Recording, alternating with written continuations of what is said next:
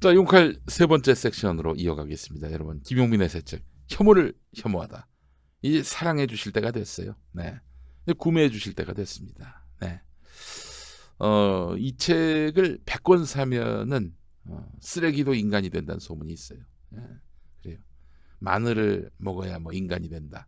옛날엔 그건 옛날 얘기고, 요즘에는 혐오를 혐오하다. 이 100권 사면은 기레기도 인간이 되고, 검레기도 인간이 되고, 판레기도 인간이 되고, 그렇습니다. 자, 혐오를 혐오하다. 여러분 많이 사랑해 주시기 바랍니다. 한 권만 사서는 이 책의 진가를 알 수가 없어요. 똑같은 책이지만 두 권, 세 권 사면은 네, 정말 고매한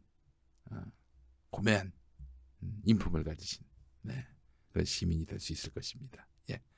김미경님, 한 권은 좀 아쉬운데 한 권만 구매하시겠다고. 한 권으로는 이 책의 진가를 확인하기 힘들 텐데. 네. 예. 자, 여러분 많이 사랑해 주시기 바라겠습니다. 김용민의 새 책 혐오를 혐오하다. 오늘 성적 좋아요. 예. 자, 지금 웃을 상황은 아니지만 의지적으로 웃고 있는 겁니다. 여러분 한번 웃겨보려고 하는 얘기예요.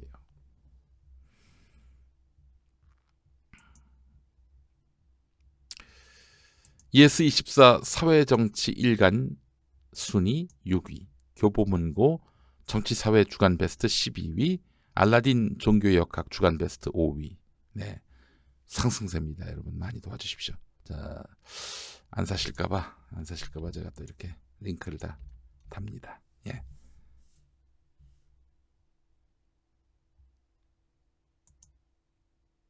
아이고, 이게 페이지가 넘어갔네. 예.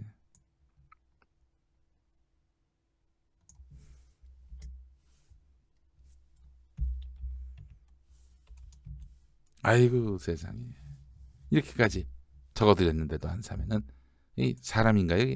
이렇게까지 했는데, 아니 진행자가 쪽팔리게 이렇게까지 했는데 이제 올렸잖아요.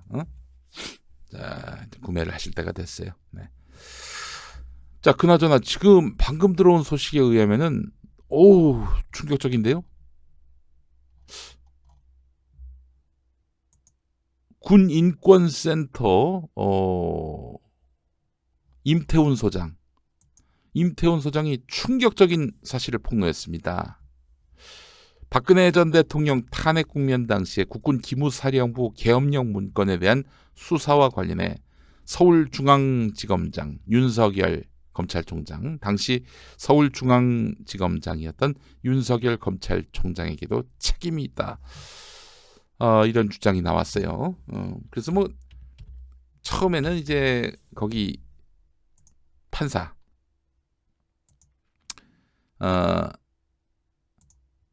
그 민관 조사 때 그때 판사 노만석 판사죠. 노만석 판사가 서울중앙지검 소속이었기 때문에 아무리 이 당시 그 합동수사단의 일원으로서 파견이 나간 사람의 그 신분이 서울중앙지검 소속이라 하더라도, 아니 파견 나간 사람인데 윤석열 당시 서울중앙지검장은 지휘 보고 라인도 아니기 때문에 알 수가 없는 것이다. 다시 얘기하겠습니다. 기무사 계엄령 문건을 검찰이 입수하고도 덮어서 서울중앙지검장 윤석열에게 책임이 있다는 취지로 주장을 했어요. 임태훈 군인권센터 소장. 이에 대해서 대검찰청은요, 그 당시 수사했던 주체가 서울중앙지검이 아니라 기무사 계엄령 문건 합동수사단이다. 서울중앙지검에 소속돼 있는 판사가 그곳에 이제 파견이 나갔고, 또 파견 나가서 수사했던 공간이 서울중앙지검이 아니라 서울동부지검이었다. 합동수사단 활동 기간 중 윤석열 당시 서울중앙지검장은 지휘 보고 라인이 아니다. 따라서 관련 수사 진행 그리고 결정에 관여한 바가 없다. 이렇게 얘기를 했습니다. 대검찰청 발표 내용이 이렇습니다. 그런데 이에 대해서 군인권센터가 비겁하고 무책임한 변명이다. 이렇게 비판하고 나섰습니다. 그러면서 공개한 것이 있어요. 서울중앙지방검찰청에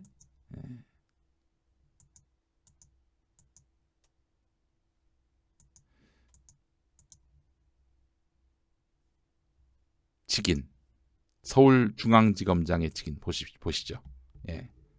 보이시죠? 윤석열. 2018년 11월 13일이면 윤석열이네요. 2017년 초에 그리고 2019년 여름 다 돼서 윤석열이 검찰총장이 됐고 그 사이는 서울중앙지검장이었는데 수사가 엉망이었고 당시 상급자였던 자에게도 책임이 있다는 지적을 받았음에도 수사 결과를 재검토해보기는커녕 보고를 못 받았으니 책임이 없다면서 기자들에게 무책임한 변명을 하는 검찰 수장. 임태훈 소장이 임태훈 소장이 이것까지 갔어요. 예, 여러분 이거 대박이네요. 대박이에요. 합동수사단이 기존 검찰 조직과 별개의 독립수사단이었다면 왜 서울중앙지방검찰청이 사건을 관할하고 있었습니까? 최종 수사 결과를 기재한 문서에 엄연히 본인의 직인이 찍혀 있는데도 자신은 보고도 받지 않았고 수사 결과에도 관여한 바가 없다면 합동수사단장이 지검장의 직인을 훔쳐다가 찍었다는 말이나 다름없습니다. 아무도 이렇게 책임지지 않는 무책임한 수사 결과가 어디 있습니까? 관여한 바 없다는 윤석열 총장의 변명은 거짓말입니다. 제가 미리 검찰에다 얘기하는데 지금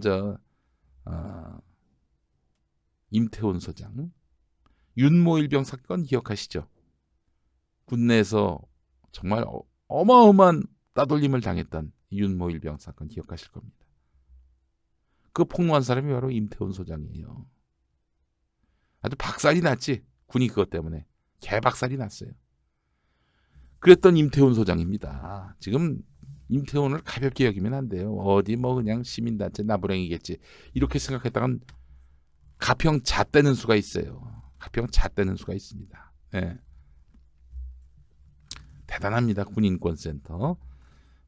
임태훈 소장을 여러분 좀 특별히 보실 필요가 있어요. 이분 정말 무서운 분입니다. 이분 앞에서 뻥치고 한번 적당히 사건을 물타려 했다가는 정말 큰일 납니다. 자, 임태훈 소장께 우선 박수를 우리가 박수를 보내면서 세 번째 섹션 시작해 보도록 하겠습니다. 코업입니다, 여러분. 코업.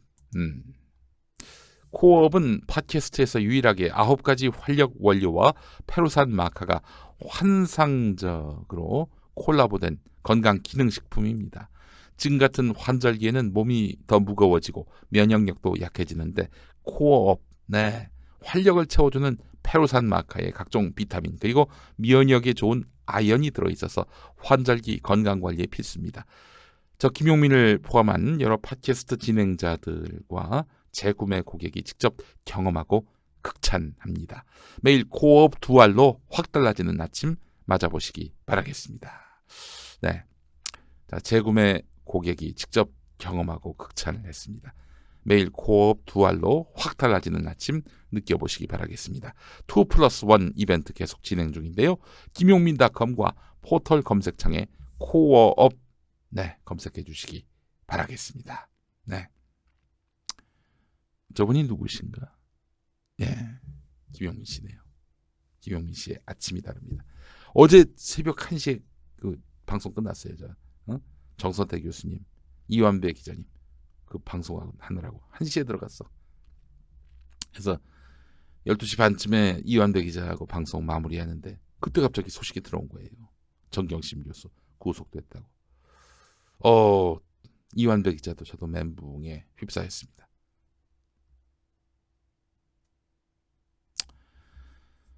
근데 아침에 일어나기 싫은데 자기 전에 코업 세알을 먹고 자는 바람에 벌떡 일어났습니다. 그리고 여러분에게 이 아침 정말 하기 싫지만 이 브리핑을 하게 됐어요. 자, 이번 섹션은 자유한국당 얘기 좀 한번 해보겠습니다. 오늘 저 알바들이 꽤 많이 끼었네요.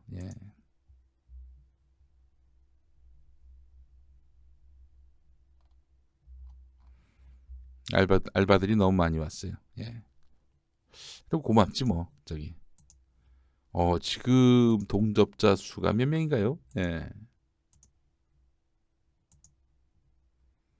어이구 5,400명 정도. 감사합니다. 열심히 하겠습니다. 자유한국당이 이제 또 영입을 할 모양입니다. 얘네들은 이미 총선전이 시작됐다니까요. 뉴스원 보도에 따르면은 김상현 국대 떡볶이 대표 이 사람이 자유한국당에 영입이 될 모양입니다. 샵 문재인은 공산주의자, 샵 코링크는 조국 거 이런 해시태그를 남겼죠. 온갖 혐오 발언도 일삼았고요. 예. 아니 비판하는 것이 문제는 아니죠. 현 정부 비판이 뭐 그렇게 크게 잘못한 일이거나 그러진 않아요. 그런데 이 문제는 문재인은 공산주의자, 코링크는 조국 거 같은 가짜 뉴스 유포하고 확정되지도 않은 사실을 남발하고 말이죠. 이런 사람을 인재라면서 영입하겠다는 거예요. 이병태도 영입을 할 모양입니다. 카이스트 교수인데 이 사람 문재인 정부를 기생충이라고 했고 문재인 대통령을 치매, 정신분열증 환자로 비유하는가 하면 세월호 추모가 더 이상 추모가 아니라 타락한 정치 권력 노름이다. 이러면서 세월호 추모 현상을 비난하기도 했습니다. 이런 인간들을 영입하시겠다는 거예요. 아주 정말 쿵짝이 잘 맞네.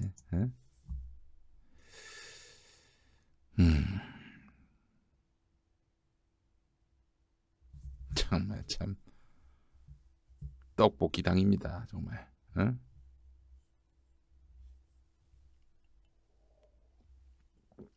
자 이렇게 되면 아주 전선이 명확해졌죠. 네. 전선이 명확해졌어요. 네. 이제는 보수 대 진보가 아니라 혐오 대 반혐오의 대결 구도가 형성이 된 것입니다. 혐오 대 반혐오. 윤서인도 부르고 신혜식도 부르고 변희재도 부르고. 어이구 극우 유튜버만 모아도 그 유튜브 구독자가 합치면은 5천만 국민에 범접할 것 같은데 유튜브 그 운영자들 다 영입하시면 되겠어요. 예. 자 총선이 이렇게 혐오 대 반혐오의 대결 구도가 이제 형성이 돼야 합니다.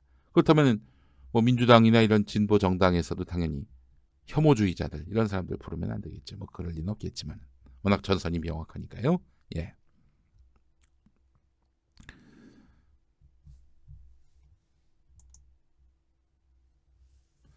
자 지금 아주 재밌는 기사 오늘 하나 보여드릴게요. 국민일보 기사인데 사실 황교안이요 2달 전만 해도 자유 우파 세력의 통합을 위해서 나부터 기득권을 내려놓겠다 이런 얘기를 했어요. 예. 그래서 통합 작업에 탄력이 붙을 거란 얘기가 나왔고 나경원도 두 팔 벌려서 유승민 어서 오라 이랬던 거 아닙니까? 근데 조국 전국으로 당의 지지율이 상승세로 돌아섰다는 건데 아니 갑자기 자유한국당이 아름다워 보인 국민들은 많지 않을 거예요. 다만 그동안 자유한국당을 지지한다라고 잘 말을 못했던 사람들 그런 사람들이 지금 결집하고 있는 양상이지. 그래봐야 30에서 35% 사이입니다. 그 이상을 넘어본 적이 없어요. 또 지금 문 대통령이 조국 장관 사퇴시킨 이후에 지지율이 다시 오르고 있습니다. 민주당 지지율도 오르고 있고요. 점점 또 한국당과 민주당 사이, 민주당과 한국당 사이의 격차가 벌어지고 있는 상황입니다. 뛰어봤자 30에서 35%그 사이. 네. 아마 선거 결과도 그렇게 나올 거예요. 그 와중에 그 탄핵 와중에도 홍준표가 24%나 득표한 거 아닙니까? 한 24에서 30% 득표는 될 거예요. 그러나 그래서 당선이 될 수 있겠습니까? 그래서 당선이 될 수 있겠어요? 불가능한 얘기죠. 하여튼 당 지지율이 상승세로 돌아서니까 황교안 본색을 드러냅니다. 어차피 보수 통합은 한국당 중심으로 할 수밖에 없다. 유승민계에 일일이 대응할 필요가 없다. 당 지지율이 오르면서 자신감이 생긴 부분도 있다. 이렇게 설명을 했는데 황교안은 대한민국을 살려내는 길에 헌법 가치를 존중하는 모든 자유민주 세력이 함께해야 한다.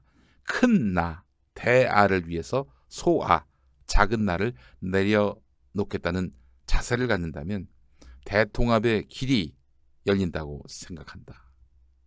이는 유승민 바른미래당 의원을 엿먹이는 물먹이는 그런 발언이죠. 야, 너 큰 나를 위해서 작은 나를 포기해. 어? 박근혜 탄핵 인정하라고? 야, 무슨 말도 안 되는 소리 하니. 지금 유승민 의원은 대구 동구 자기 지역구에서도 지금 현격한 격차로 밀리는 것으로 여론조사 결과 나왔잖아요. 자, 자유한국당이 또 이렇게 콧대 높게 나오니까 조급해졌어요. 유승민 의원. 한국당의 변화를 기다리지 않겠다던 유승민 의원 쪽. 어떻게 한번 독자 세력 만들어 보시죠. 독자 세력 만들어 보시죠. 독자 세력 바른정당이 있었는데 그것도 안철수하고 손잡았다가 되는 일도 안 되고 말이죠. 예. 황교안도 저렇게 버틸 때가 좋은 거지. 버팅길 때가 좋은 거지. 콧대 높을 때가 좋은 거지. 예. 자, 그나저나 자유한국당 안에서 유승민이를 끌어들여가지고 내년 총선에서 공천 헤게모니를 쥐려고 했던 김무성 등 탈 바른정당 출신들 똥줄 타게 생겼어요. 응? 좀 황교안 체제가 지지율이 오르니까 되게 이제 바른정당 출신으로 수도권에서 지역구를 갖고 있는 사람들은 지금 이 구도로 갔다가는 당의 외연이 더 넓어지지 못하고 중도를 잡지 못하게 되는 건데 속이 타는 거죠. 유승민이 들어와 가지고 자유한국당에서 중심이 된다면 좀 가능성이 있지 않을까 싶었는데 지금 이 상황은 그와는 좀 다른 방향이란 말이죠. 자기들이 바라는 방향과는 또 다르단 말이죠.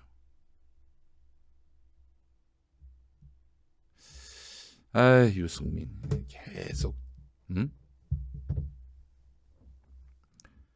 그러니까 똥물을 안 묻히려고 흙탕물을 안 묻히려고 하는 정치의 종말입니다. 유승민 의원, 이거 왜 그렇게 계속 선을 긋고 고고한 척하시다가 이런 굳은 꼴을 당하시게 되셨나? 유승민 의원의 가장 큰 문제는 엘리트 의식이에요. 엘리트 의식. 돌아가신 정두원 의원도 그 말씀 하잖아요. 밥을 한 번도 먹지 않는다고. 야, 내가 천한 너희들하고 왜 밥을 먹니? 이 마인드로 느껴지셨나 봐요. 그래요. 참 유승민 보면서 참 안타까워요. 그 나름대로 보수에서 말통하는 정치인인데 유승민이 활동하기에는 이 나라 보수 정치의 그 어떤 그런 구조가 험악하고요. 몰상식 비합리적이다 보니까 유승민이 설 자리가 없는 겁니다. 본인 자신도 엘리트 의식을 버리고 이 좀 황폐해진 이 말하자면 보수의 지형을 밭을 갈든지 하여간 어떤 식으로든 이제 자기에게 유리한 영토를 확장해 나가야 되는데 계속 그냥 이렇게 팔짱만 끼고 있다가 이 모양 이 꼴이 된 거 아니겠어요? 예. 할 수 없습니다. 정치력이 이 정도밖에 안 되는데. 예, 야, 저 황교안이가 콧대가 높아지고 유승민은 똥줄이 타게 되고 참 이런 꼴을 다 보네요. 예. 자, 박찬수 전 편집국장 한겨레 편집국장의 칼럼을 하나 소개하겠습니다. 조국 그림자와 싸우려는 야당.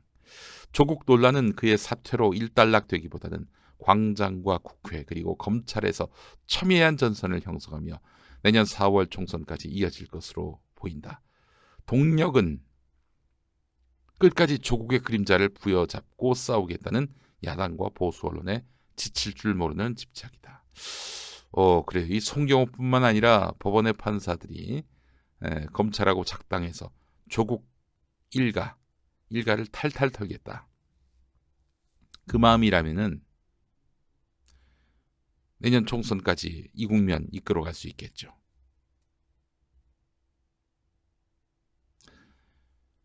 이 최근에 그 보수 세력들이요 힘을 얻었어요. 용기를 얻었어요. 조국 국면을 거치면서. 광화문 집회까지 가지 않더라도 보수 인사들 모임에서는 문재인 대통령이 남은 임기를 제대로 마칠 수 있겠느냐라는 이야기가 진담처럼 손쉽게 나온다. 조국 논란이 정치권에 준 진정한 교훈은 여당이든 야당이든 젊은이들이 고민하고 아파했던 공정과 정의 문제에서 진지하게 해법을 추구하려 노력하지 않았다는 점이다. 문재인 정권은 다를 것이란 기대가 무너졌기 때문에 정부 여당이 받는 타격이 훨씬 크긴 하지만 그 분노의 관역에서 자유한국당 역시 비켜서진 못한다. 자유한국당은 조국 장관 사퇴에 공을 세운 의원들에게 표창장을 주면서 오랜만에 승리를 자축했다. 불평등한 입시제도나 취업구조를 어떻게 바꿀지, 부와 스펙의 대물림을 막을 제도적 장치가 무엇인지를 놓고 고민해도 모자랄 판에 표창장 한 장으로는 부족하다. 3장은 줘야 한다는 등 이런 농담을 하며 웃고 즐기는 야당을 보면서 국민들은 무슨 생각을 할까? 박찬수 논설위원님, 자유한국당이 부와 스펙의 대물림을 막을 제도적 장치를 어떻게 만들 것인지, 불평등한 입시제도나 취업구조를 어떻게 바꿀 것인지 그걸 논의할 집단이라고 보셨나요? 나경원이가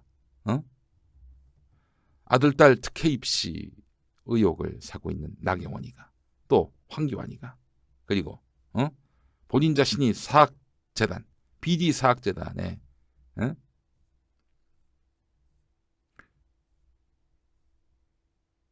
연결돼 있는, 그 아버지가 거기 이사장이었으니까 그런 BD 사학의 패밀리였던 장제원이가 그런 일을 할 수 있다고 보셨어요?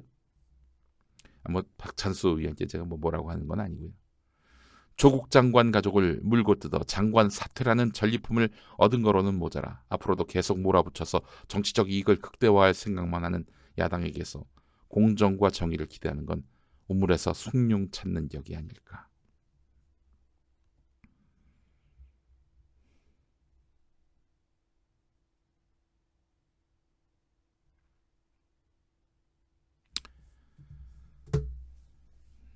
이렇게 자기들이 대안이 되지 못하고 그냥 반문재인 정서 갖고 장사를 하려고 하면요, 낭패를 봅니다. 야당, 자유한국당. 그러니까 자유한국당에게 참 답답한 부분이 뭐냐면은 남을 비판할 때 말이죠. 남을 비판할 때 자기들은 그보다 나아야 되는 거 아닙니까? 자기들이 더 해놓고 남을 비판하는 게 이게 말이 됩니까? 참 답이 없는 동네입니다. 자, 여러분 힘냅시다. 예, 힘내고 그리고 정치권도 좀 맹성을 하시고요. 특히 민주당 맹성하십시오. 예. 지금 총선전이 시작됐어요. 지금 더불어민주당은 총선전 시작됐습니까? 국민들에게 희망을 주는 정치로서 인심을 얻고 민심을 얻고 표도 얻는 그런 싸움이 시작이 됐습니다. 내부 총질 좀 하지 말고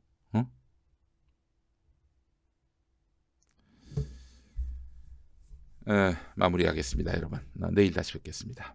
오늘 저녁에 정치 부심이 있네요. 정치 부심도 또 많이 시청해 주시면 감사하겠습니다.